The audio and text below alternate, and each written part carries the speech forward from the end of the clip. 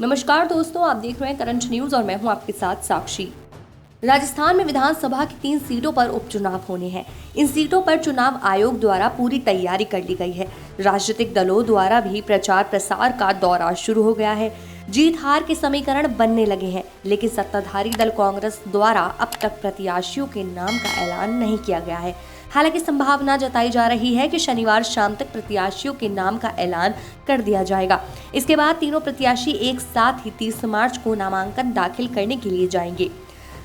तय शेड्यूल के मुताबिक मुख्यमंत्री अशोक गहलोत, प्रदेश प्रभारी अजय माकन, पीसीसी चीफ गोविंद सिंह डोटासरा, पूर्व डिप्टी सीएम सचिन पायलट शामिल होंगे। चारों नेता हेलीकॉप्टर से दौरा करेंगे। सुबह 11 बजे सुजानगढ़, दोपहर 1 बजे सहाड़ा जाएंगे। इसके बाद 3 बजे राजसमंद में नामांकन रैली को संबोधित करेंगे। बता दें कि उपचुनाव में जीत के लिए बीजेपी और कांग्रेस दोनों ही दल पूरी ताकत झोंकती है। दोनों दल अपने अपने प्रत्याशियों को जीत दिलाने की कोशिश कर रहे हैं। विधानसभा सीटों पर होने वाले उपचुनाव के लिए बीजेपी ने अपने उम्मीदवार उतार दिए हैं, जबकि कांग्रेस ने अभी तक अपने पत्ते नहीं खोले हैं।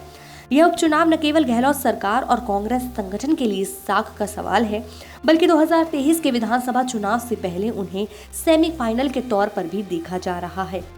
ऐसा इसलिए भी कहा जा रहा है क्योंकि वसुंधरा राजे के दौर में उपचुनाव में बीजेपी को ही हार शुरू हुई थी। वो फिर 2018 तक नहीं रुकी। यही वजह है कि अशोक गहलोत ने खुद उपचुनाव की कमान अपने हाथों में ले रखी है। ऐसे में देखना है उपचुनाव की सियासी जंग कौन फतेह करता है। बता दें कि राजस्थान के राजसमंद, सहाड़ा और सुजानगढ़ सीट पर उपचुनाव हो रहे हैं। इनमें 2 सीट कांग्रेस तो 1 सीट बीजेपी के पास ही है। राजसमंद सीट बीजेपी के विधायक किरण महेश्वरी के निधन से रिक्त हुई है, जबकि सहाड़ा सीट के कांग्रेस के विधायक कैलाश त्रिवेदी और सुजानगढ़ सीट से कांग्रेस विधायक मास्टर भंवरलाल मेघवाल के निधन के चलते उपचुनाव हो रहे हैं। बीजेपी ने उतारे अपने प्रत्याशी। प्रदेश में 3 विधानसभा सीट पर होने वाले उपचुनाव के लिए बीजेपी ने अपने उम्मीदवारों की घोषणा कर दी है। राजसमंद सीट से बीजेपी ने किरण महेश्वरी को बेटी दीप्ति महेश्वरी को उतारा। वहीं सहाड़ा के पूर्व विधायक और बीज निगम के पूर्व अध्यक्ष डॉक्टर रतनलाल जाट को उतारा है, क्योंकि वो पुराने नेता माने जाते हैं। ऐसे ही सुजानगढ़ में बीजेपी ने पूर्व मुख्यमंत्री खेमाराम मेघवाल को प्रत्याशी बनाया है।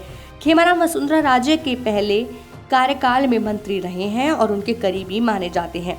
उपचुनाव में कांग्रेस के साख का सवाल राजसमंद की विधायक किरण महेश्वरी की सीट पर होने वाले उपचुनाव को देखते हुए कांग्रेस ने राजसमंद के लिए चुनावी घोषणाओं की झड़ी लगा दी है।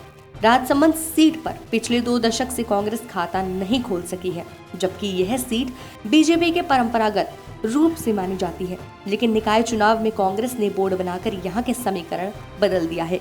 सीएम अशोक गहलोत के बेटे वैभव गहलोत लगातार राजसमंद का दौरा कर रहे हैं। उसे देखते हुए राजनीतिक हलकों में उनके चुनाव लड़ने की चर्चाएं तेजी थी। हालांकि कांग्रेस ने इसे अफवाह करार दिया था। वैभव गहलोत अगर इस सीट से चुनाव नहीं लड़ते हैं तो यहाँ पर तनसुख बोहरा, दिनेश बावल, नारायण सिंह भाटी और रमेश राठौर जैसा नेता टिकट के दावेदार हैं। कांग्रेस किस पर खेलेगी दांव? सुजानगढ़ सीट समाज कल्याण मंत्री भंवरलाल मेघवाल की मौत की वजह से खाली हुआ है, जिससे कांग्रेस पर हाल में जीतने की कवायद में है।